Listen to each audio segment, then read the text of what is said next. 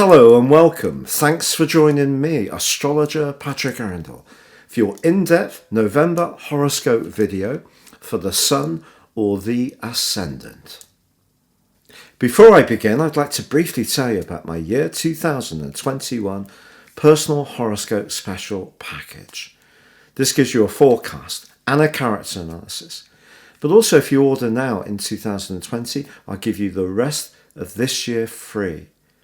Get 30% off this package based on your time, date and place of birth.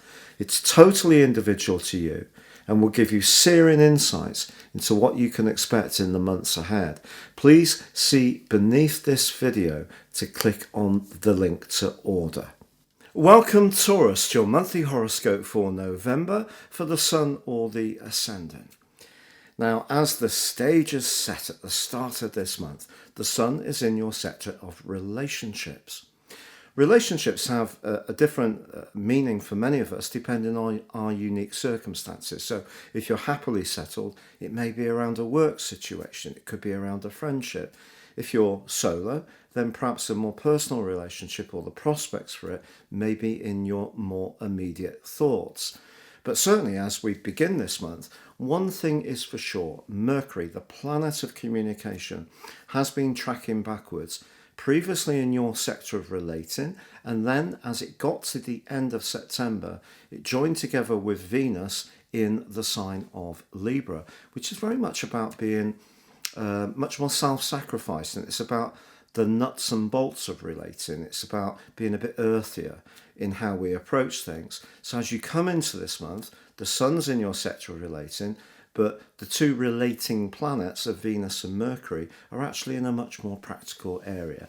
And I can only be truthful with you, they are challenged this month. But there is prospect to really grow around relationships too.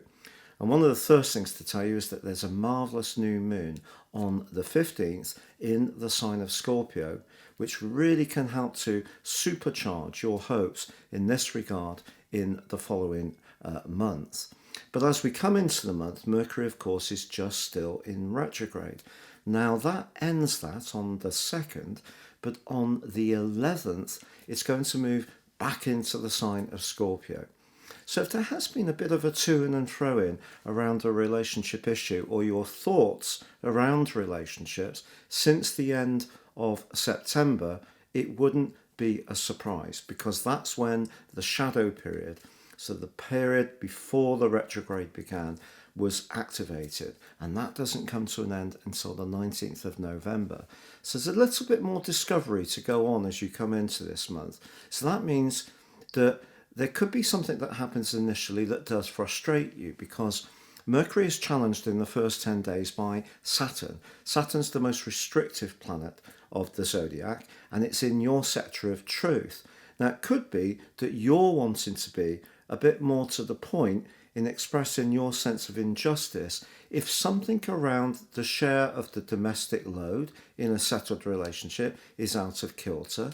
Or perhaps in a work tie, if you're the one always staying late or covering other people's shifts, and you're in the past have been very willing to do this, but it's not really getting the respect it deserves, I think you could push back in the early part of this month, and good for you if so.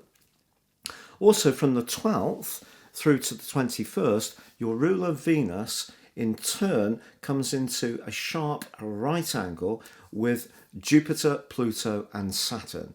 Now those are the big three in the sign of Capricorn. So even if you're trying to be very availing to other people's viewpoints, it may still seem that others want more from you. But the great news is that in week 2, the Sun in the sector of relating for you in Scorpio forges a magical link with Jupiter from the 9th through to the 18th, and also with Neptune. Now, whether it's going to be a friend who lifts your spirits, or a new connection, or a revitalization in an existing relationship remains to be seen. That depends on your unique circumstances. But as Mercury comes back into Scorpio on the 11th, clarity will start to become more in your possession. It is true also that on the 14th, Mars does end along retrograde. Now, That retrograde of Mars has really been quite tricky. It started on the 9th of September, and of course, it has been clashing with the big three in Capricorn for much of that time. For you, I think this has been quite psychological. Maybe some truths linked to the past have come into your consciousness much more, or if there's been any injustices that you've kept to yourself, they may have bubbled into the open rightly, particularly if someone has had any kind of power over you in a very inappropriate way. But I think the new moon on the 15th can really be the turning point for you, because that's the period when Jupiter and also Neptune are so magnificently linked to the Sun. So you get a big uplift, which is going to take you right through to the middle of December. It really is very exciting. Also on the 21st, Venus, your ruler, moves into that opposite sign, and this can bring even more clarity, even more harmony to all sorts of relationships. So even if one comes to a close, you can be more at peace about it. You can feel the direction of travel is really progressive. But if you're single, I do feel there are real opportunities for someone to come into your world and make it more exciting. Now, the Sun moves on the 21st too into the sign of Sagittarius, which is a very free-spirited, individuality is something that Sagittarius people really appreciate, but you're someone who really likes to be quite committed and quite steady in your approach to situations. But I think it could bring new knowledge your way, particularly around your resources, a business idea you may have been developing. Now, the annular lunar eclipse, which occurs on the 30th of this month, re-evokes a series of eclipses which first began in 1984 on the 30th of May. Now, that was in Gemini, but it was a solar eclipse. This is a lunar eclipse. So we have the moon and the sun in opposition. And I think for you, as this month draws to a close, there could be a timely reminder about the need to balance the books, the need to get productive in terms of your talents and your energies in a way which gives you a tangible outcome that makes you feel that you're making progress in a practical way. But also, it can be a time when you rethink some of your personal values, particularly as Neptune comes to the end of its retrograde, which began on the 23rd of June. Neptune's in a very idealistic part of your scope, so it can, at its highest level, be wonderful for linking to the right kind of people and the right kind of causes.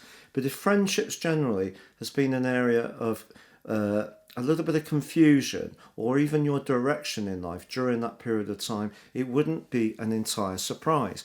But with this earthier, even though it's in the air sign of Gemini, this earthier second, 8th house eclipse, I do feel this gives you the opportunity to get your feet back on the ground after all these relationship dimensions and dynamics that can spark magic, perhaps some frustration, but I think what most of all it can do is enable you to mark out your boundaries in a clearer way that balances your individual needs with the needs of others in a way which is suitable for both parties. And if it isn't suitable for both parties, that does point towards some kind of change, but it should be a change that you welcome. Why? Because Uranus, the planet of change, is really encouraging you to let go of your tendency to stick to only what you know. Yes, that does give you that sense of stability, but it also can pulverize your passion. So look to unlock your talents, your creativity, your ability to shine, because this can be a month that other people become much more conscious of the message you have to share. For now, stay safe, take care, good luck, and goodbye.